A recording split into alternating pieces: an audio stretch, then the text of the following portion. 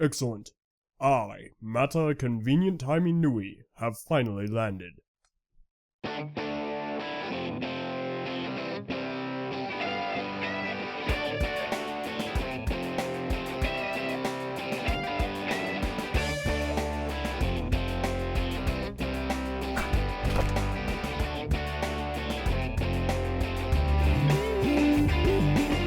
Hello everyone and welcome to the recap review. Today we're going to be taking a look at set number 8989, Mata Nui. The set contains approximately 52 pieces, was released in the summer of 2009, and during time of release was approximately $13. Alright, we've made it. The Glatorian Legend. Well, before I get into the review, let me go ahead and get the disclaimer out of the way. Just because there are pros and cons in this video doesn't necessarily mean they're my personal opinion. I do my best to make these videos as objective as possible, and as such, any and all comments should be taken as either community opinions or as objective facts about the set that I can represent here on camera. So please, unless I explicitly say so, do not assume that anything here is my personal opinion. Okay? Awesome. Thank you very much. Let's get into the review. So, story-wise, I figure if you've followed Bionicle, you really know who Mata Nui is. Mata Nui, he was the former ruler and owner and, well, person who was the Matoran universe until his evil brother Makuta took over and kicked him out. But before he did that, he shoved Mata Nui into the Mask of Life and then kicked him out. And the Mask of Life landed on Bar Magna. Now, opinion of that is controversial, and I'll go ahead and get in that in the 2009 overview. Granted, I remember. But for now, this is Mata Nui, the Mask of Life. Using its power, he has given himself a body. And this is actually the first time we have gotten any set for a character whose name we have heard for the last 8.5 years. So this is a pretty big deal. So let's go ahead and get into the recolors and new pieces. Recolors first, since I really want to talk about the recolors, and there are a lot of them. Alright, so right out the gate, we have the torso piece, which is new in Keyed Orange. These kind of shin pieces right here that we saw in Matoro and, well, Jalamari to an extent. These are new in Keyed Orange. The leg piece right here, new in Keyed Orange. The foot piece, also new in Keyed Orange. And not the pelvis. No, that's the same thing. That's really about it. New pieces. We do have this new shield piece. Now, this is really 2 pieces, and we get this in silver, and additionally we get it in Keyed Orange on his shoulders. Get 2 of those, so you're getting a lot of options there. Additionally, actually right under that shoulder piece, we have this piece. Now this is a new piece. It is altered from the standard one that we've been accustomed to. Instead of having all the pins and axles, pinholes on this side, they are on the side of it, and we have 2 pinholes and 1 axle hole, so that you can do stuff like that. So that's really neat. Additionally, we also have these kind of bell-bottom things. And they're really wobbly. They're not really all that solid. And they wiggle around kind of like that. So there is that. Not a lot of people like it. And finally, and probably most importantly, is the Mask of Life. That's right. We have yet another variant of the Mask of Life. Now, this is the second one out of 3. 3 if you do not count the one on Vezon's head. And this is more helmet-like because it has the axle on the top. And it's in Keyed Orange. If only we could get the one we've been used to since 2007 in gold. That'd be pretty nice. Oh well. So that that goes right on his head like so. And he has blue eyes instead of any other color. Let's go ahead and see what this set is all about. So, build-wise, he is technically a standard Danica build. He does have some modifications. We'll get into that in a moment. And, being that the case, he has the standard points of articulation. 3 in arms, 3 in the legs, and 1 in the head. So, the build is nothing out of this world. And obviously, if you're looking for some... Whoa. Uh-oh, it happened again. Okay, everyone. This is where dreams live or die. Okay, cool. So anyway, if you're looking for an innovative build, then you're probably not going to find one here. Gosh darn it. Speaking of which, speaking of the build, here's an issue that people have with it. Brittle Joints.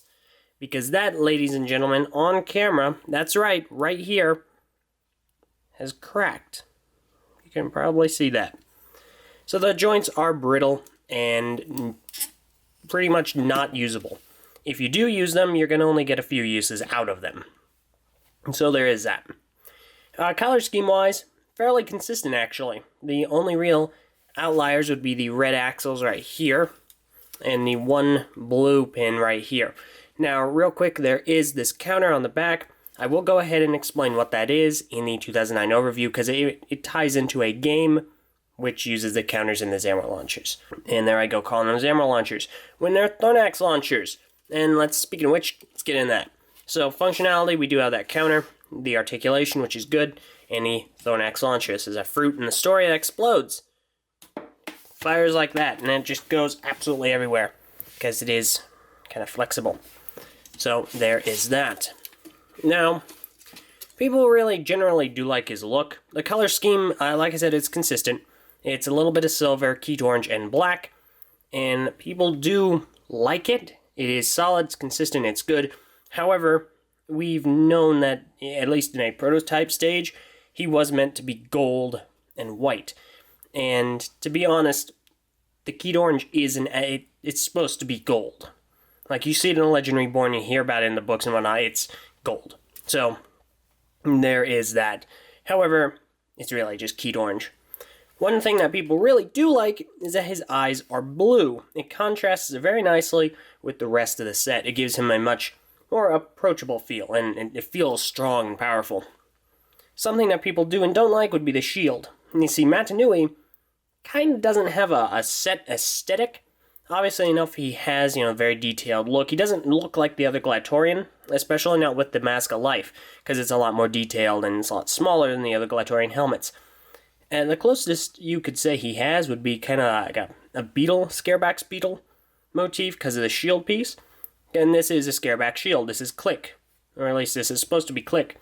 And you see here, it's this kind of asymmetric shield, and you see that on his shoulders too.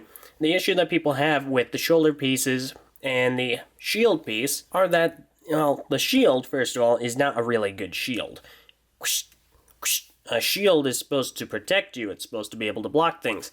And while you can probably catch a sword in there, if you try and defend yourself, that sword's going right through.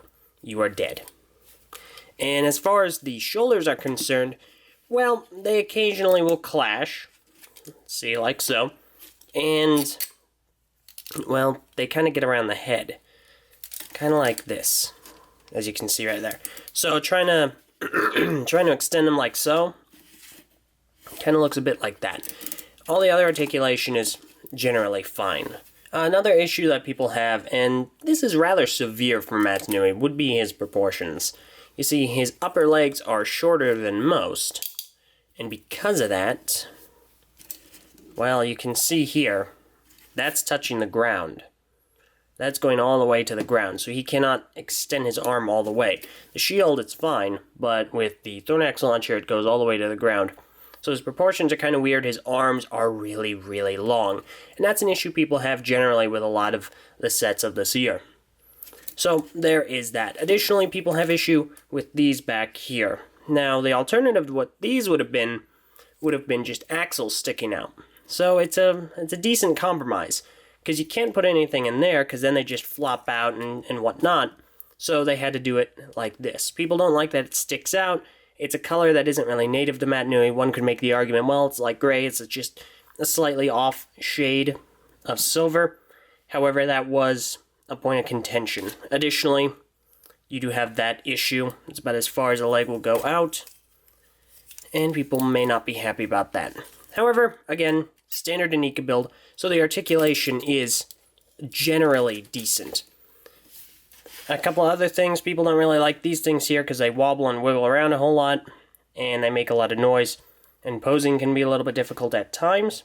Others just don't like the look, and others just really don't care. So there is that.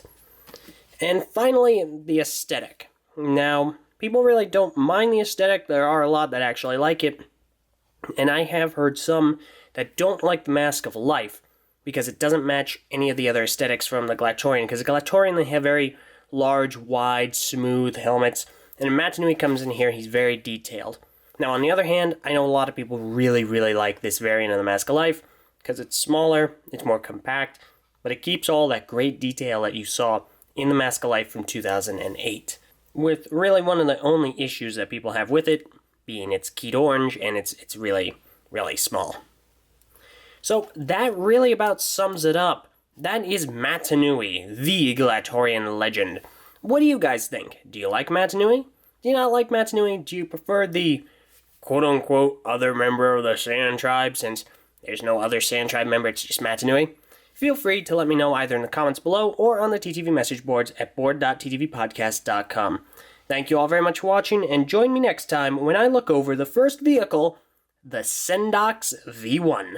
Thank you all very much for watching, and we'll see you then.